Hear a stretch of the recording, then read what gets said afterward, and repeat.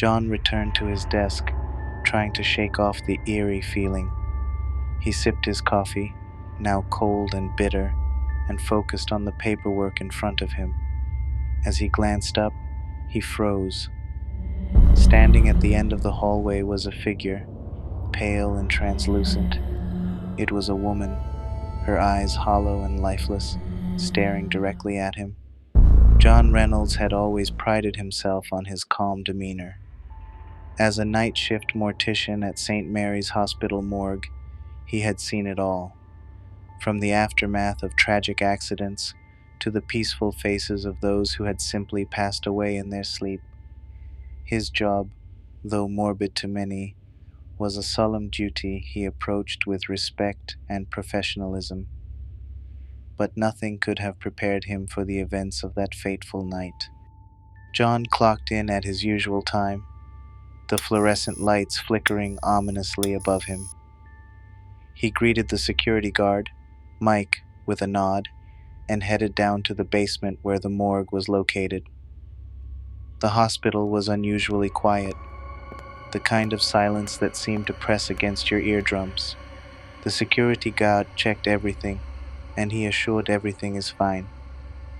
John says, "Thank you for checking. You can go back to your duty. I'm gonna get back to my work too." Then the security guard left the hall. Entering the morgue, John noticed a slight chill in the air. He shrugged it off, attributing it to the faulty heating system. He set about his tasks, checking the log for any new arrivals. There were 3 bodies scheduled for autopsy the next day, all with seemingly routine causes of death. As John worked, the dim hum of the refrigeration units was the only sound accompanying him. Suddenly, he heard a faint, almost imperceptible whisper. He paused, straining to listen, but it was gone. Shaking his head, he blamed his tired mind for playing tricks on him. John noticed the temperature in the morgue had dropped significantly. He wrapped his lab coat tighter around himself and checked the thermostat, but it was set to the usual temperature. Unease began to creep in, but he continued his work, trying to ignore the growing sense of dread. As he was about to start cleaning up, John heard a loud thud from the cold storage area. His heart pounded as he slowly approached the source of the noise. He opened the door to the storage room, the icy air biting at his face. To his horror, one of the body drawers was slightly ajar. Steeling himself, he slid the drawer open. The body inside was perfectly still, eyes closed in eternal slumber. But the tag on the toe had fallen off and was now lying on the floor. John picked it up with shaking hands and replaced it, closing the drawer more firmly this time. John returned to his desk, trying to shake off the eerie feeling. He sipped his coffee, now cold and bitter, and focused on the paperwork in front of him. As he glanced up, he froze. Standing at the end of the hallway was a figure, pale and translucent. It was a woman, her eyes hollow and lifeless, staring directly at him. John blinked, and she was gone. His pulse raced as he tried to rationalize what he had just seen. A trick of the light? His imagination? He decided to take a break, stepping outside for some fresh air. Back inside, the whispers started again, louder this time. They echoed off the tiled walls, a cacophony of murmurs that seemed to come from everywhere and nowhere. John felt a cold sweat break out on his forehead as he desperately tried to understand the words. They were indistinct, a mix of sorrow and anger. The whispers crescendoed into a wail, and the lights began to flicker.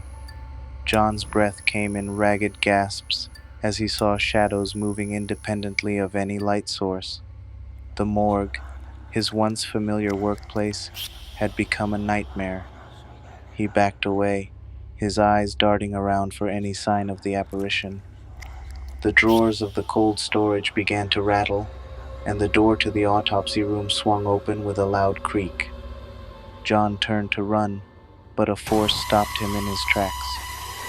In the center of the room stood the ghostly woman, her form more solid now, her eyes filled with an unearthly rage.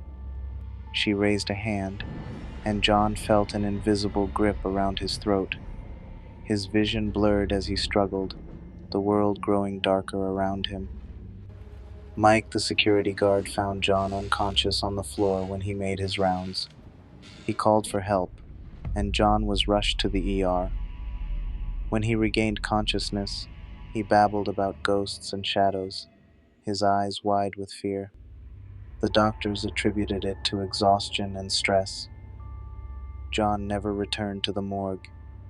The hospital administration investigated the incident, but they found nothing unusual.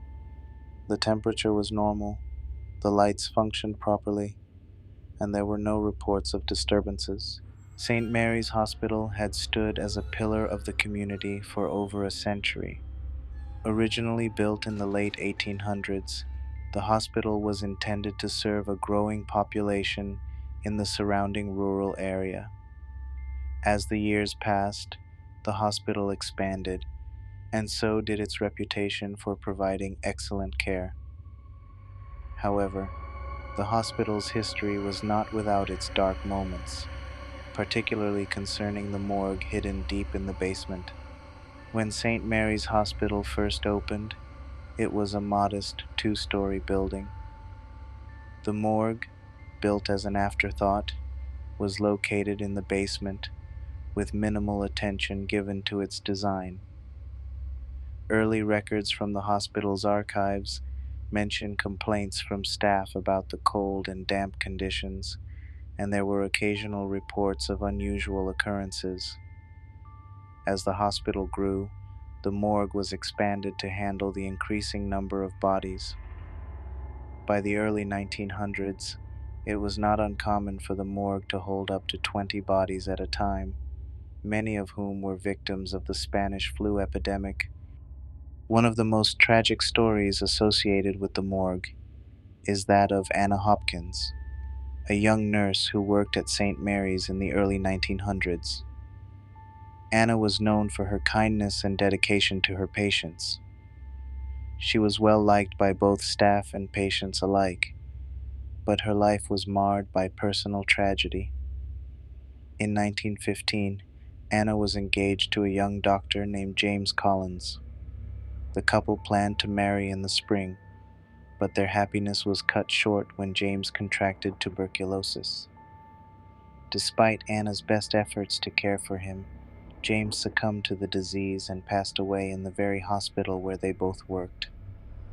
Devastated by her fiancé's death, Anna continued her duties at the hospital, but her demeanor changed.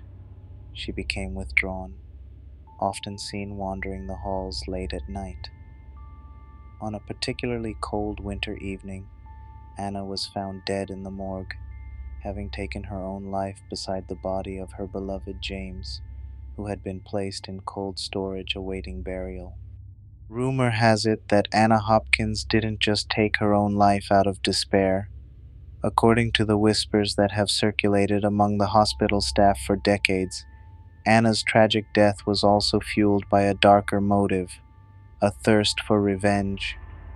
The story goes that Anna believed her fiancé, Dr. James Collins, died not just because of tuberculosis, but due to the negligence of the hospital staff.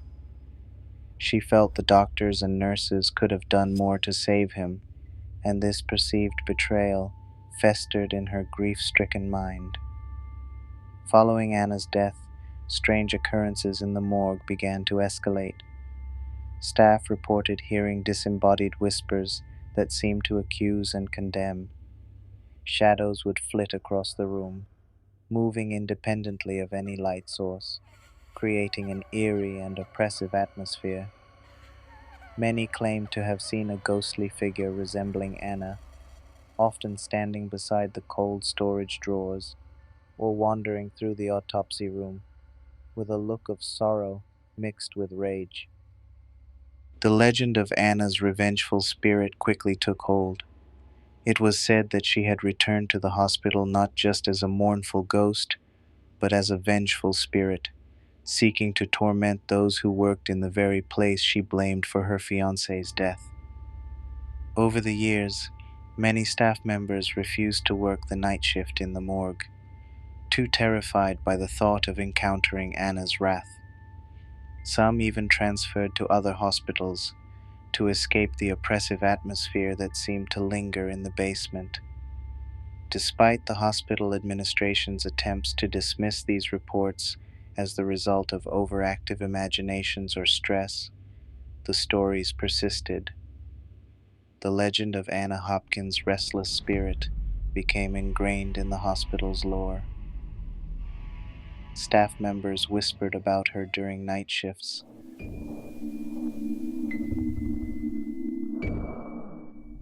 And that wraps up the haunting tale of St. Mary's Hospital Morgue. John Reynolds' night shift turned into a terrifying encounter with the unknown, leaving questions that may never be answered. The spirits of St. Mary's may still linger, waiting for the next soul to wander too close. Thanks for joining us. If you enjoyed this story, please like, subscribe, and hit the bell icon for more chilling tales from spooky Earth. Stay curious, and remember, sometimes the scariest stories are the ones closest to home. Until next time, this is Mim from Spooky Earth. See you soon.